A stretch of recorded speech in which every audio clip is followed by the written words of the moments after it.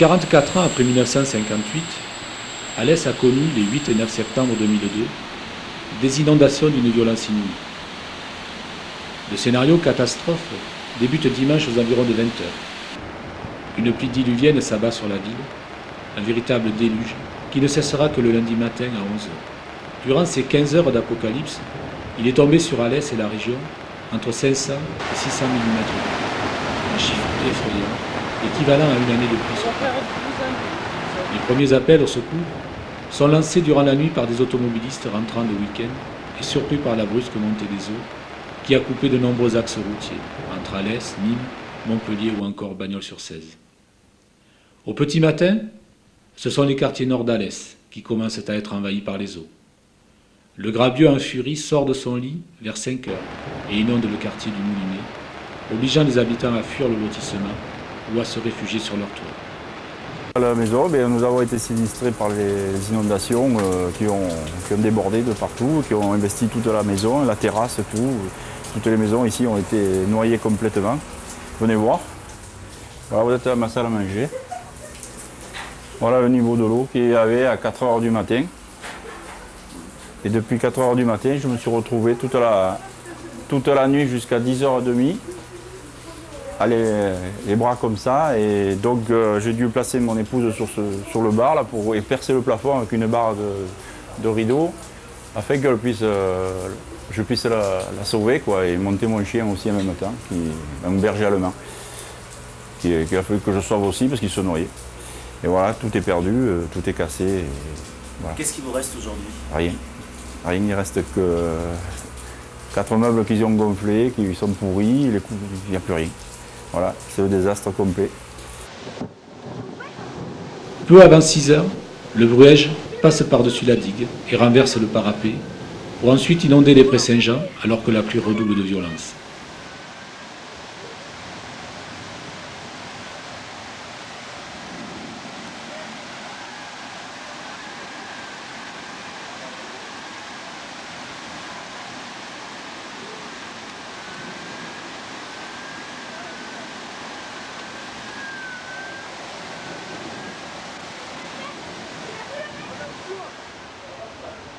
Des centaines de véhicules vont être emportés par les eaux.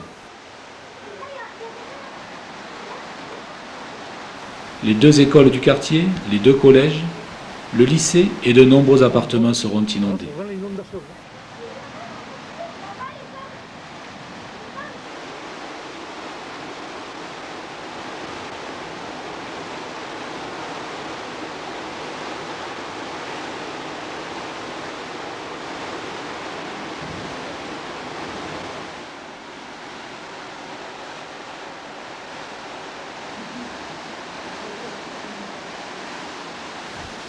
« 7 h du matin, téléphone et électricité sont coupés.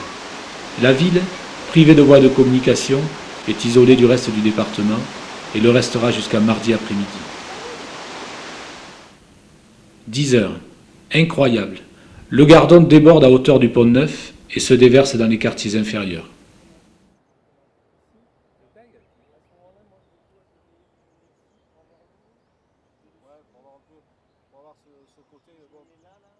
À hauteur du pont de Nerre, le Gardon d'ordinaire si calme se transforme en un torrent furieux, balayant tout sur son passage.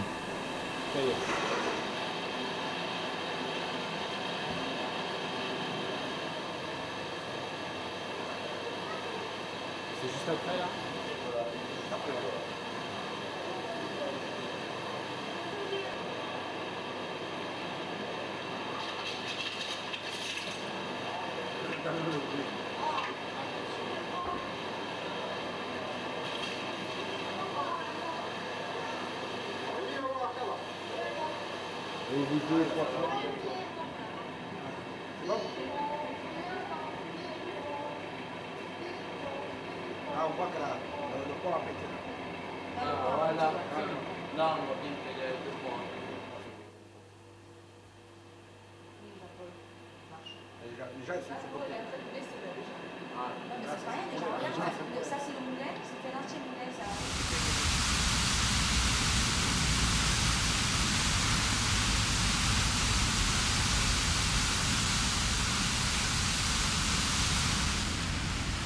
11 heures, la pluie cesse et la décrue s'amorce. Les Alésiens éberlués sortent de chez eux et découvrent l'ampleur du désastre.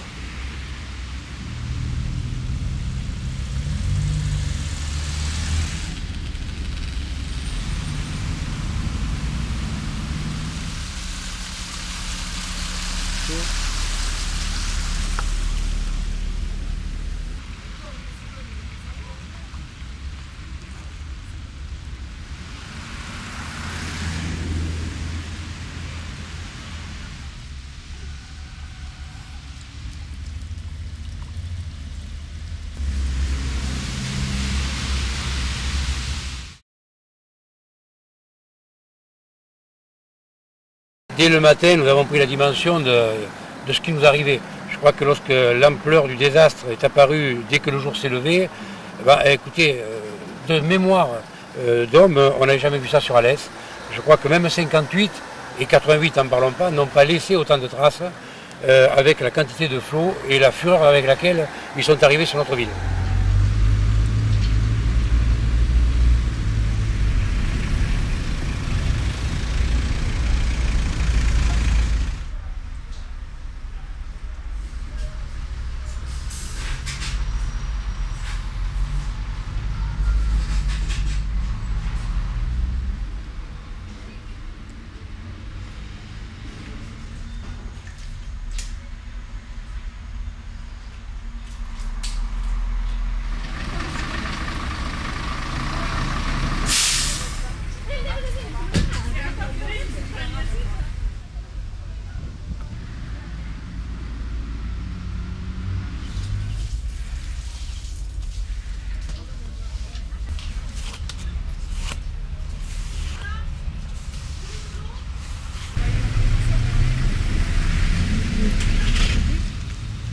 Après, ils viennent là quand c'est sec.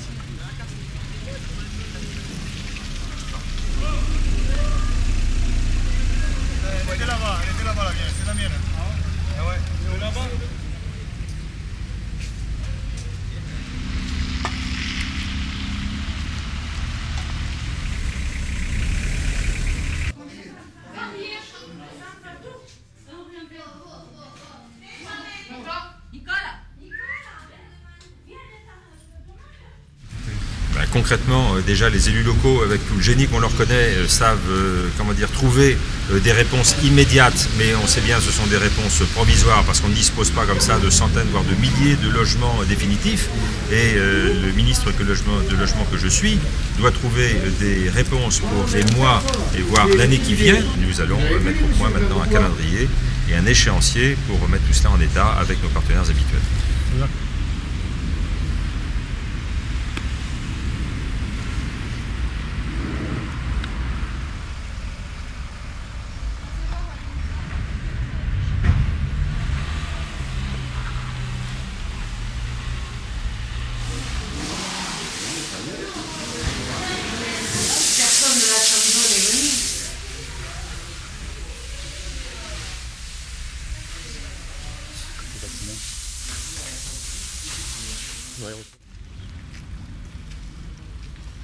Vous avez filmé en précision là-bas?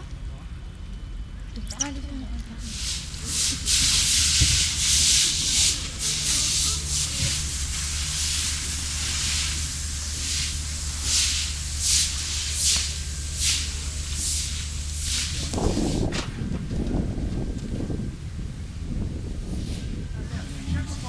Le lotissement immobilier.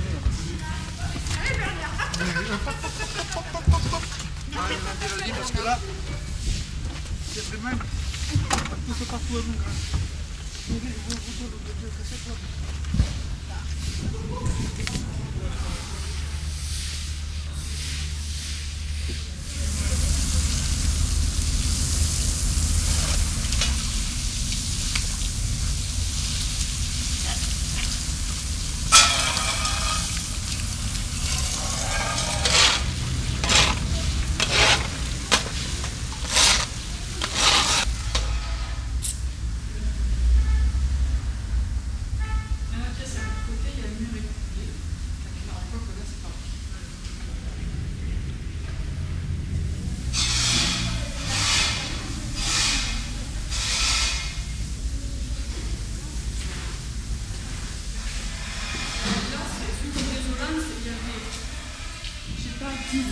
quelques livres, albums, il y avait autant de magazines.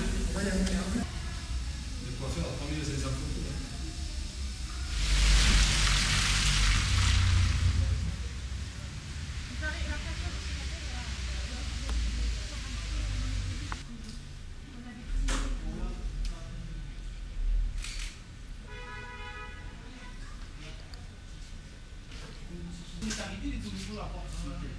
Les deux coups, j'ai dit, il y avait un gars dans la mairie, j'ai dit, fais gaffe, ils ne tiennent pas, et quand ils ne tiennent pas, fini. Et moi j'avais mis des bureaux là pour bloquer l'entrée, après ça coulait moins quoi.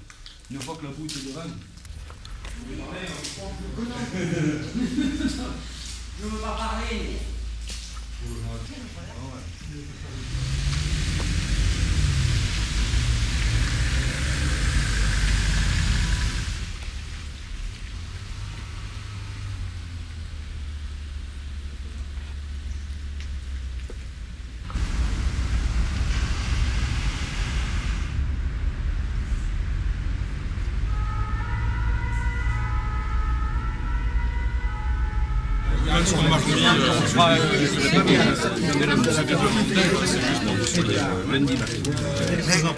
Je crois qu'en plus on n'a pas la technique pour l'instant.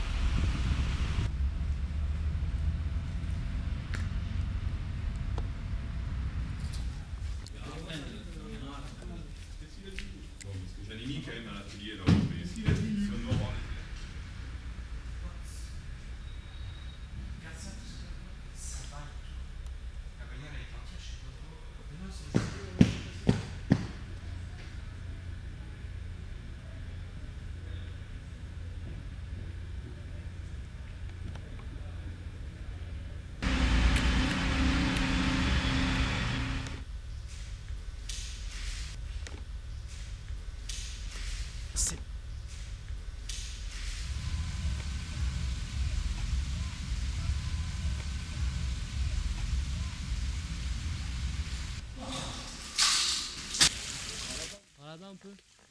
Merci. La porte était...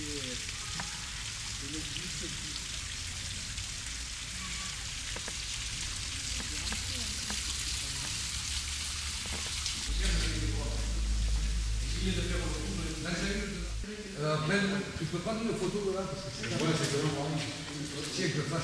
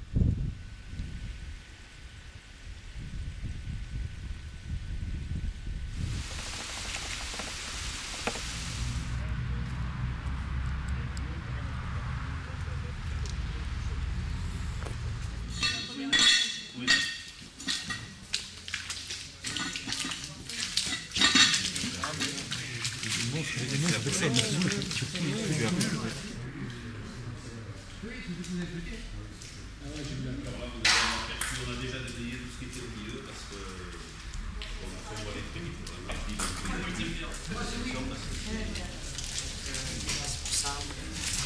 Ça, c'est les produits frais.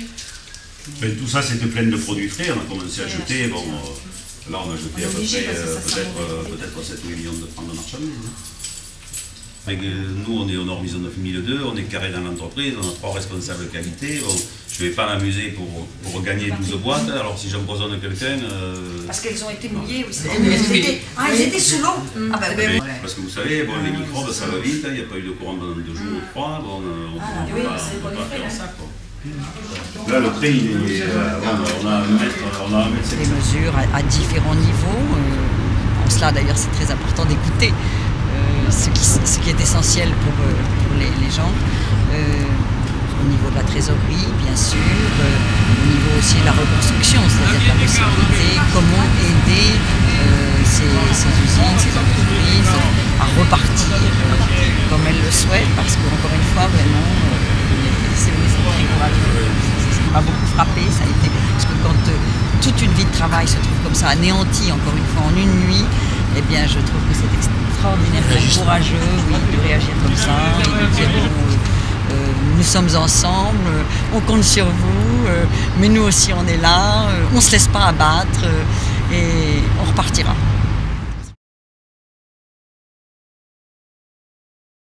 Rapidement, je crois que la dimension du désastre, comme je disais tout à l'heure, on s'en est aperçu.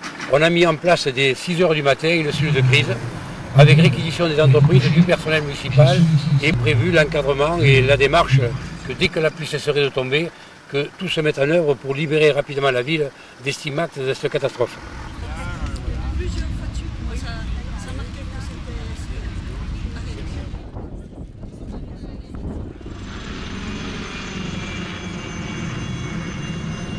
Pardon. Vas-y, je vous en prie.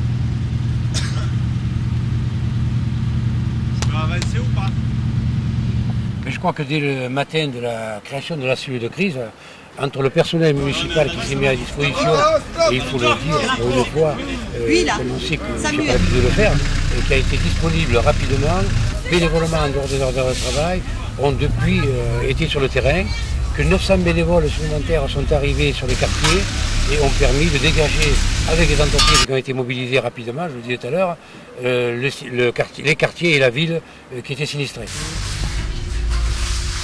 Attends une seconde, attends.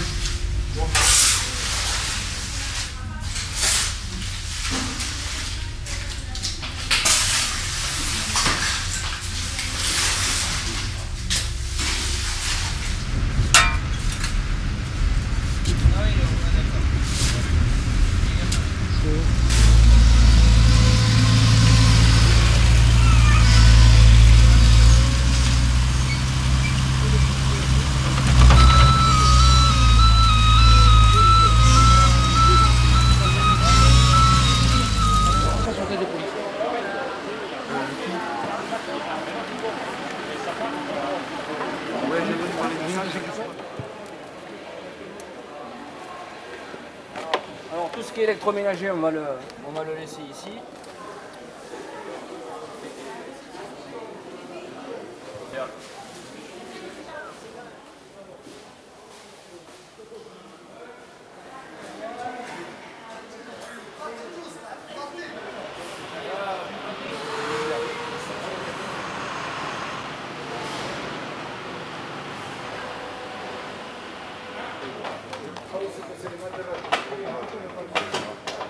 Les matelas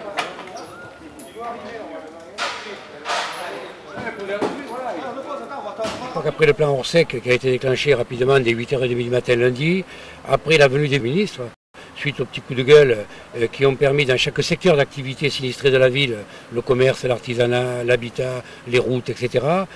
Écoutez, on attend rapidement maintenant que l'État, suite à l'arrêté qui a été pris hier en Conseil des ministres, que les aides arrivent pour nous permettre de terminer, de relancer la dynamique dans laquelle nous étions. Je crois qu'il faut rappeler que nous avions une dynamique très favorable au niveau de l'emploi, du développement de notre ville, et que cela doit continuer. Voilà, Alès est une ville meurtrie, qui doit tirer les conséquences, évidemment, de cette catastrophe, tant sur le plan d'urbanisme que sur le plan de sa vie de tous les jours pour la suite.